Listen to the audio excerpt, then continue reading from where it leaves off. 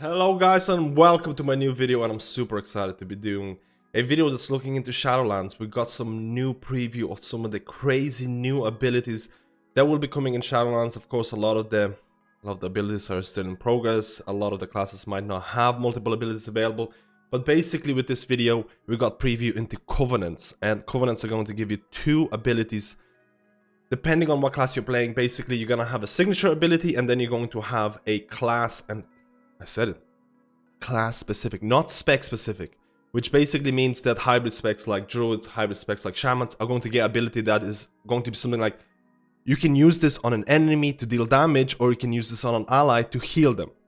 So all of a sudden this is going to tie in perfectly into my segment of what is wrong in BFA in terms of how to battle healer balance, in terms of some healers have passive DPS. What is Blizzard going to do about it? Some healers have damage reduction. How is Blizzard going to approach this in Shadowlands? And generally speaking, from Covenants, reading Covenant abilities, I can see that Blizzard is going full into the whole healer DPS meta, where healers will make vital choices whether to heal somebody or DPS. And right now this video is going to be covering Covenant abilities, healer meta, or like, you know, passive DPS and things like that, Nihilota. So let's get started with some of the Covenant overview. Again, Blizzard has announced that the alpha is going to be starting very soon, and this is my plea towards Blizzard. I want to get into the alpha, I want to get into the beta. Last time it took me ages to get into the early stages where I wasn't really able to test all the healers and things like that, but if Blizzard is watching, I really want to test out some of these Covenant abilities because they look amazing. Now, first of all, the whole Covenant system is receiving a bit of a backlash because of how important these abilities are towards your class. And basically Blizzard has announced, or they said it before, that it's not easy to switch from one Covenant to another. It's something like Aldor and Scryer and BC, if you remember those. So basically a lot of people are saying, or they're trying to give recommendations towards Blizzard in order to make these Covenant abilities easier to swap. And you will see later on. So first of all, you get the signature abilities, and these are the Covenant signature abilities that you see right now. Now, generally speaking, you would, and this is what everyone gets, depending on which Covenant you choose. This is, regardless of what spec, what class you're playing, you'll get this. Now, you would assume that these abilities would be something in the same category of abilities, like movement speed or damage reduction, but they're not. So all of a sudden you have things like Summon Steward, and you have things like Fleshcraft, which are somewhat defensive, remove curses, increases your HP or gives you HP. So they're defensive. They're not in the same category as Door of the Shadows or Soul Shape, which are movement abilities. So all of a sudden your choice of Covenant is going to be based on, do I need movement or do I need defensives? And a lot of times I feel people will go with the movement. So this is why I feel it's a bit weird that you're not allowed to swap Covenants that easily, because you're kind of forced into picking a Covenant. So it is a bit weird, but I'm not here to talk about the Covenant system themselves or itself. I'm here to talk about the abilities. So I want to start with some of the healing abilities, and that is going to be Druid first. And now, honestly, I feel Druids has received some juicy, crazy abilities here. So first of all, the Kindred Spirit forms a bond with an ally. On cooldown, you may empower the bond for a period of time, granting you an effect based on your partner's role and granting them an effect based on your role. So this is almost word for word symbiosis. It's coming back. This was an ability that a lot of people might consider to be one of the best abilities that Blizzard has ever introduced, and some people might consider this is one of the worst abilities that Blizzard has introduced. Now, first of all, I think this is fantastic because it gives you an option of doing some crazy stuff. Now, I feel in PvP this is going to be insane, because if you play a Druid and you just like swap or whatever, or get Mage's Ice Block, get Paladin's Bubble, or whatever, get Mage's Blink and things like that, can be insane. I feel there's going to be situations where this is going to be really strong. But again, it really depends on who you do the kindred bond with, or form a bond with, or which ally you do it with. Again, very interesting. A lot of people, I feel, will enjoy this. Now, Ravenous Frenzy. For a period of time, Druid spells you cast increase your damage, healing, and haste by percentage, stacking. If you spend a period of time idle, the frenzy overcomes you, consuming a percentage of your health per stack, stunning you, and then ending. So you basically need to keep casting. And again, increases your damage and healing. A lot of these abilities for all of the healers, because they're class specific. You have to remember, they're class specific, meaning that it has to give you a damage boost or a healing boost in order to accommodate for the fact that Druids have Resto Druids and Balanced Druids on the same or they're able to spec into those roles. So these abilities that are class specific need to accommodate for that. So that's what I feel it's gonna tie into healer DPS later on. Now, Adaptive Swarm, I feel this might be very strong in Mythic Plus. Command a swarm that heals or deals shadow damage to a target and increases the effectiveness of your periodic effects on them. So if you cast this on an enemy, your dots like Moonfire, Sunfire are going to do increased damage. Or if you cast this on an ally, your rejuvenation is going to do more healing on them. So you have a choice to make here as a Resto Druid, especially like in Mythic Plus scenario, do I need DPS on a boss or do I need healing on a tank? Upon expiration, travels to a new target within a range, alternating between friend or foe up to a set number of times. Now, I don't know how this is going to work. If you use it on an ally, does that mean it's only going to travel to an ally? I mean, it feels like it's going to alternate between dealing DPS and healing. So that sounds very, very interesting as well. I feel this is a good choice in Mythic Plus. Again, these are very early predictions. We're just looking at the abilities and things like that. Now, Convoke the Spirits. This is very interesting, and this seems like a biz in raids. Call upon the Night Fae for an eruption of energy, channeling a rapid flurry of 16 Druid spells and abilities over 4 seconds. You will cast Moonfire, Wrath, Regrowth, Rejuvenation, Trash, Rake, Shred, and Iron for an appropriate targets, favoring your current specialization. So if you're a Resto Druid in a raid situation, you cast Night Fae or Convoke the Spirits from Night Fae. 16 rejuves, cast a Wild Growth, cast a Flourish if that's still there. And that's a huge... The whole raid is blanketed with HOTS. Your Mastery, if that's still going to persist, is going to be insane. This right now feels like a clear winner in terms of Resto Druid raid situations. And Adaptive Swarm seems like a pretty good option for Mythic Plus. Kindred Spirit feels like a good option for PvP. So, like, what option? If you can't swap between them, you're kind of pigeonholed into picking a specific content that you only want to do. If you want to raid, you'll probably pick Convoke Spirits. But if you want to do Mythic Plus, you'll feel like Convoke the Spirit, casting 16 Druid abilities. Let's say if I want to cast 16 Moonfires, there's probably not going to be 16 targets to cast it on in a Mythic Plus situation. So Blizzard is kind of pigeonholing you into a specific scenario, which again, I feel it might change in the future. But generally speaking, these abilities feel really, really cool. And again, healer DPS, healers have to make really, really important choices. Now, if we go to Monk, Monk is the one that's kind of unfinished, and honestly, it's almost not even worth reading it. Weapon of an order, for a short duration, your mastery is increased by a percentage. In addition, Windwalker, Rising Sun King, whatever. Mistweaver's Essence Font cooldown is reset instantly and heals nearby allies on channel start and end. So all of a sudden, your Essence Font becomes not only a channeling AoE heal, but it also heals people around you and resets the cooldown of it. Again, I feel it's a bit weird. It's the only ability here that is based on a spec. Because it says here, your mastery is increased. In addition, your Windwalker's Rising Sun Kick cooldown, and then Brewmaster's Keg Smash cooldown is reset. So I'm assuming that this is the only ability that's aimed at a spec.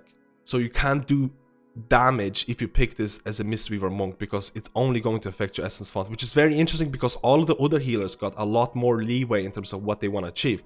Because if you go down, you'll see Paladins. And Paladins, Divine Toll instantly casts Holy Shock, Avenger Shield's Judgment on several targets within range based on your current specialization. Now, the big question, is Glimmer gonna make it into Shadowlands? I have no idea. Blizzard can be somewhat unpredictable in terms of class changes, but especially Paladin changes, because I feel the Paladin changes from Legion into BFA. No one predicted some of the talent choices that made it into it.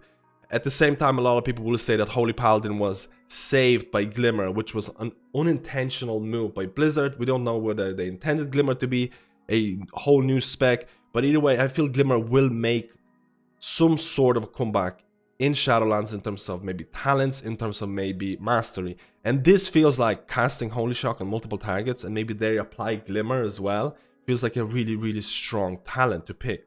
So you have to keep in mind. Then you have Ashen Hallow. So hallow the ground or hallow the target area, dealing shadow damage split among enemies and restoring health split among injured allies over time. The land remains filled with anima, causing additional shadow damage to all enemies. You gain the benefit of a consecration while with this area. This is a prime example of... So this is something similar to Consecration. This is going to heal targets to stay in it, and it's going to DPS the targets to stay in it as well. Again, a healer is able to deal DPS and heal at the same time without having to sacrifice without having to sacrifice too much. You can see where Blizzard is going. They're going full into the passive healer DPS. They want healers to have an option of... They want every healer to have Holy Shock. Holy Shock is an ability that you can use offensively in terms of damage an enemy or heal a friendly target. And a lot of healers are getting similar abilities like this. So if you're a type of healer who's enjoying or doesn't like healer DPS and just wants to go full healing, you're probably not going to like Shadowlands. Shadowlands is looking to be, or giving healers really important decisions to make in terms of their Covenant abilities at least. And now Priest. This is, in my opinion, one of the juiciest abilities or set of abilities that Priests have received, and honestly, groundbreaking Mythic Plus abilities.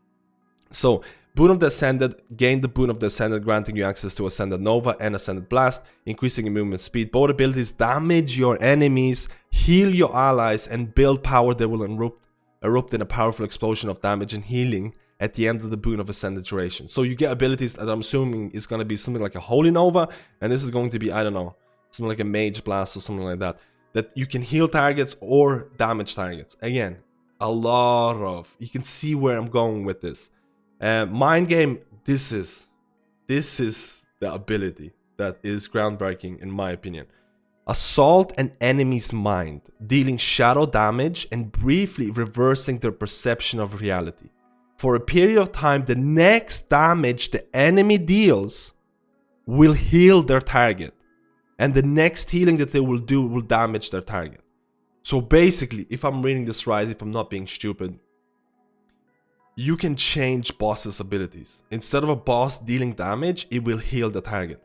So there is a lot of interpretation to be done in this ability. For example, if you're doing Freehold first boss, where it does a massive shot in the AoE, in the melee range, in high tyrannical keys, so you can one shot. Can a Priest change that ability to heal people instead of dealing damage? Is this gonna work on bosses, on Mythic Plus bosses, on raid bosses?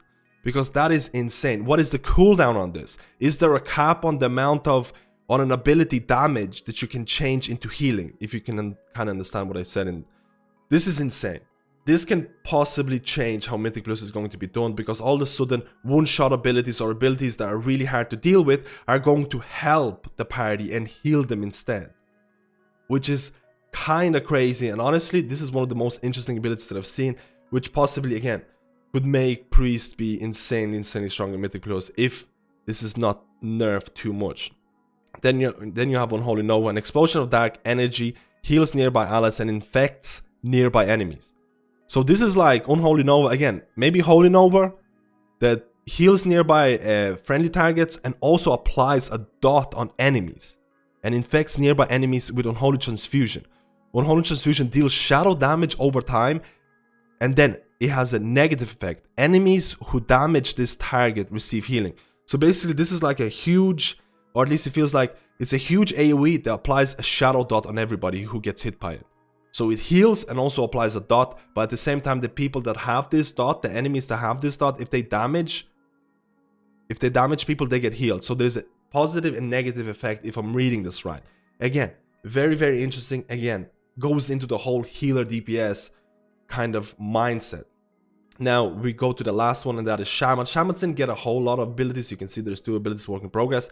So you have Vesper Totem. Again, these Shaman abilities feel very, how do I say, they feel a copy of existing talents, and I'll talk about that. So Vesper Totem summons a totem at a target location for 30 seconds. Your next 3 damage spells or abilities will cause the totem to radiate arcane damage to enemies near the totem, and your next 3 healing spells will heal up to 6 allies near the totem. Casting this ability again while the totem is active will relocate the totem. This, again, you can put into your... This feels like Cloudburst Totem, let's be honest. This feels like a very much a copy of a Cloudburst Totem. So I'm not sure if Cloudburst Totem is still going to be existing with Vesper Totem. Because it's going to be weird if you can put Cloudburst Totem at the same time and Vesper Totem and feed in your healing abilities into this. And all of a sudden your Vesper Totem is going to radiate AoE healing around it, and your Cloudburst Totem is going to explode after a couple of seconds to heal people. Now the cool part about Vesper Totem, you can actually feed in your DPS abilities. So all of a sudden Resto Shaman will have AoE. Hopefully uncapped AoE, because Your next 3 damage ability will cause your totem to radiate arcane damage to enemies near the totem. Is there a cap on the amount of enemies? Because Resto Shamans for the longest time had a cap on AoE damage. So all of a sudden, if you're a Resto Shaman and you put this Vesper Totem, you put in Flame Shock, you put in Lava Burst on a target, those get feed into it and they radiate AoE damage. Very, very, very cool, and kind of fits in or tries to fill in the holes of Resto Shaman AoE or AoE damage being capped in Mythic Plus and raid situations. Now the second ability, Chain Harvest, sends a wave of anima at the target, which then jumps to additional nearby targets. Does that sound similar to Chain Heal?